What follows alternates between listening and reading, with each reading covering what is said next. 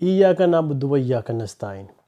आज मैं जिस मौजू पे बात करने लगा हूँ वो ये है कि शुगर के पेशेंट्स जो हैं उनको आज तक यही नहीं पता लगा कि उनकी डाइट क्या है और किन चीज़ों से जो है उनकी शुगर बढ़ती है और किन चीज़ों से उनकी शुगर जो है वो मेंटेन रहती है। और जब शुगर बढ़ती है तो उससे क्या होता है, किडनी क्यों डैमेज होती है, क्रेटिनिन लेवल क्यों बढ़ता है और जीएफआर क्यों कम होता है। सबसे पहले तो आपको ये समझ लेना चाहिए कि जब आप फास्टिंग और रैंडम शुगर चेक करते हैं तो उसमें तो आपको लगता है कि आपकी शुगर जो है वो कम है। मतलब आपको यही लगता है कि फ़ास्टिंग मैंने चेक की तो वो बिल्कुल नॉर्मल है, रैंडम मैंने की वो बिल्कुल नॉर्मल है। लेकिन जब आप HbA1c करवाते हैं तो उसमें वो शुगर जो है वो हाई रहती है और आप इंसुलिन भी लगा रहे हैं, आप टैबलेट भी ले रहे हैं, उसके बावजूद भी शुगर क्यों हाई रह रही है। उसकी मेन वजह ये है कि आप लोगों को अभी तक अपने डाइट प्लान का पता ही नहीं है कि किन चीज़ों से शुगर बढ़ती है और किन चीज़ों से शुगर कम होती है। इसलिए मेरा ये आज सिर्फ इसी वजह से, क्योंकि मेरे पास कुछ दिनों से पेशेंट ऐसे आ रहे हैं कि जिनकी शुगर जो है वो कंट्रोल ही नहीं हो रही और वो बता रहे हैं कि वो इंसुलिन भी लगा रहे हैं, वो एलोपैथिक मेडिसिन भी साथ खा रहे हैं, वो होम्योपैथिक मेडिसिन भी खा रहे हैं, लेकिन जब वो HbA1c करवाते हैं तो वो 10 से 12 पे चला गया हुआ है। मतलब उनकी शुगर उनके कंट्रोल में ही नहीं है और उसकी वजह से जो है क्रेटिनिन और गुर्दे जो है वो डैमेज हो रहे हैं। इसलिए सबसे पहले मैं आपको बताता हूँ डाइट लेने का तरीका क्या है। शुगर के पेशेंट डाइट किस तरह लेंगे तो इनकी शुगर जो है वो मेंटेन लेंगी। और साथ में मैं आपको ये भी बता दूँ कि विद इन डेज़ में इंशाल्लाह आपकी शुगर जो है वो नीचे आना शुरू हो जाएगी और आपका HbA1c जो टेस्ट है वो नॉर्मल होना शुरू हो जाएगा। उस सबसे पहले क्या करना है कि अब हम डाइट प्लान की तरफ आते हैं कि किस तरह आपने डाइट लेनी है। ठीक है, जिन हजरात को शुगर का इशू है, जिनको डाइट की अभी तक समझ नहीं आ रही, क्योंकि उनके पास डाइट प्लान बहुत ज़्यादा होते हैं तो उसके बावजूद भी उनको समझ नहीं आती क्या लेना है। अब मैं आपको बताता हूँ क्या करना है। सबसे पहले तो आपने कोशिश करनी है कि जो रोटी है ना, इसको आपने कम खाना है, जिसे हम गंदम कहते हैं, क्योंकि गंदम जो है वो शुगर को बहुत ज़्यादा बढ़ाती है। इसलिए जहाँ पे आपको 2 रोटियों की भूख है वहाँ पे आपने 1 रोटी खानी है, बाकी आपने सैलड होता है, सैलड के साथ अपना पेट भरना है। ठीक हो गया। और चावल जो है इसको बिल्कुल छोड़ दें। चावल आप 1 चम्मच चावल खा लें या 1 चम्मच शुगर का खा लें, ये बराबर है। इसलिए चावल जो है ना इसको आप छोड़ दें। दूसरी बात, मैदे वाली जितनी भी चीज़ें हैं, मैदे के साथ जितनी चीज़ें बनती है सारा छोड़ दें। उसमें रस है, उसमें ब्रेड है, ब्रेड किसी किस्म की नहीं लेनी, चाहे वो ब्राउन है चाहे वो वाइट है, किस प्लेन ब्रेड है, ब्रेड को आपने इस्तेमाल नहीं करना। दोपहर के टाइम आप कोशिश करें कि सैलड का इस्तेमाल करें और सैलड के साथ जो है आप चिकन स्टीम करके ले सकते हैं, आप मटन स्टीम करके ले सकते हैं, आप बड़ा गोश्त भी खा सकते हैं।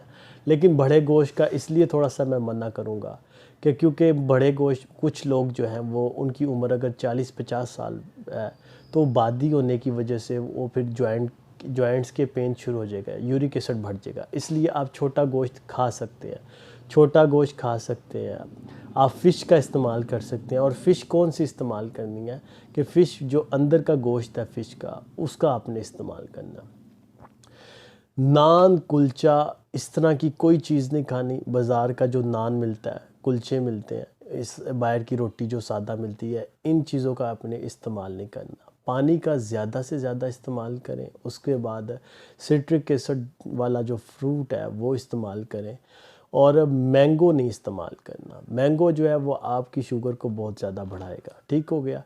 उसके बाद आपने कोशिश करनी है कि आप वॉक जितनी ज़्यादा कर सकते करें। जब आपकी शुगर हाई हो आपने उस वक़्त टैबलेट नहीं लेनी, आपने उस वक़्त इंसुलिन नहीं लगानी। आपने कोशिश करनी है कि मैं उस वक़्त जितनी वॉक कर सकता हूँ करूँ। अगर कुछ ज़्यादा खा लिया तो फिर बिल्कुल वॉक करें। ब्लैक कॉफ़ी का इस्तेमाल करें, ब्लैक कॉफ़ी भी शुगर को कम करती है।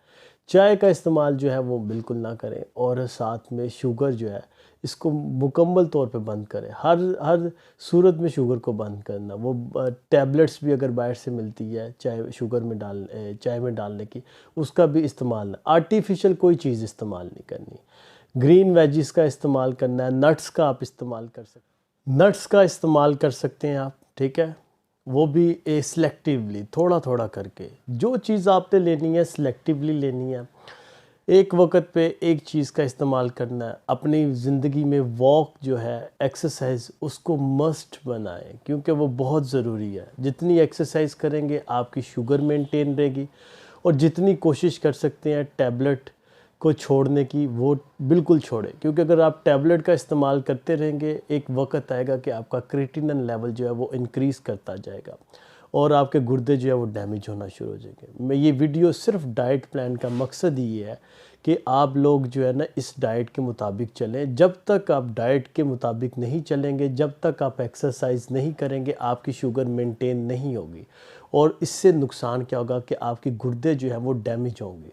और डायबिटीज़ की वजह से जो गुर्दे डैमेज हो रहे हैं, उसकी रिकवरी बहुत मुश्किल हो जाती है। उसमें फिर आपको यूरिन में प्रोटीन आना शुरू हो जाती है, यूरिन में शुगर आना शुरू हो जाती है, ब्लड आना शुरू हो जाता है, और यूरिन का भी इन्फेक्शन होना शुरू हो जाता है, और गुर्दे जो है वो बिल्कुल ख़त्म हो जाते हैं। पेशेंट मोस्टली डायलिसिस पे चले जाते हैं, और जब वो डायलिसिस पे चले जाते हैं तो शुगर नॉर्मल हो जाती है फिर, क्योंकि शुगर आपके गुर्दों को डैमेज कर चुकी होती है। इसलिए मैं बार बार आपको ये कह रहा हूँ कि जो डाइट मैं आपको बता रहा हूँ इसके मुताबिक चलें।